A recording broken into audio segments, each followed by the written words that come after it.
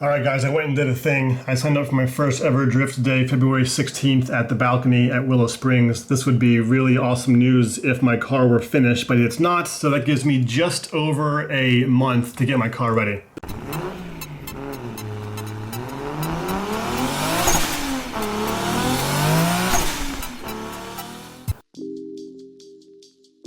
So I've made quite a bit of progress this year on the car, especially in the last couple months. The car is running and driving, which is really great. Those are the important things, I guess.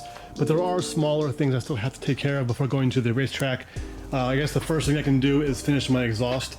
I built this last episode and I've gone through since and done all my welding and everything is welded up. I just need to add some high temp paint because it's mild steel.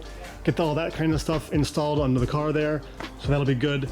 By the way, new camera this year, nice autofocus stabilization, I'm pretty happy with that.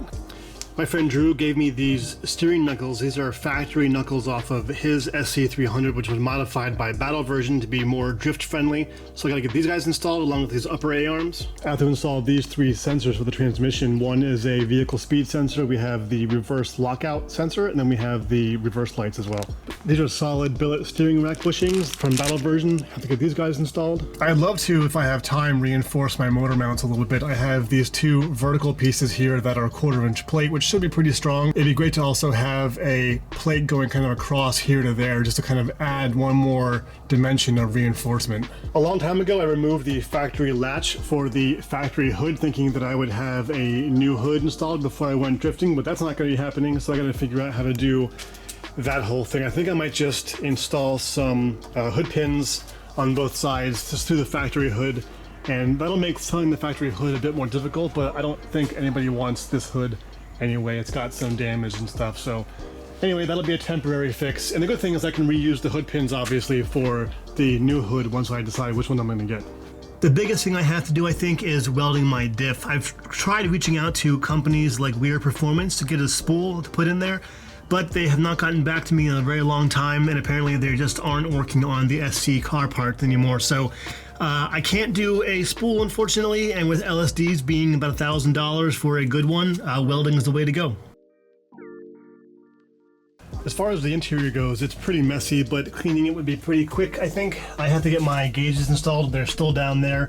I have to get them actually wired up and then installed back there, obviously where they would go. Also, I need to get a block-off plate of some sort to cover this entire whole area. I don't quite know what to do about that yet. I did pick up some stainless steel. I did find this big piece of stainless steel about a year ago. It's been sitting outside for all this time, and I was thinking I could use this bottom part here as a cover, as a block-off plate for the transmission hole.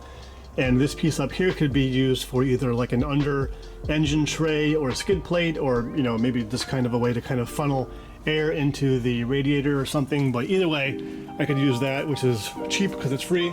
I went and installed the factory seatbelt again, and I went on eBay and picked up one of the factory buckles so I can have my seatbelt in there, because you have to have some kind of seatbelt, and I don't have a roll bar obviously installed, so that needs to happen. I have to remove my sunroof here because my head's actually touching it with no helmet on, which is a huge problem when I actually do have my helmet on. So I'll be pulling the sunroof out and then putting a patch panel up there. And then what else? I have smaller priority things like getting my window switches installed. Not that big of a deal. I do need to figure out my indoor handles because this guy is broken. And I'm not actually even sure where my other one is, but I gotta figure out what that is. Get that all installed along with my cables back there.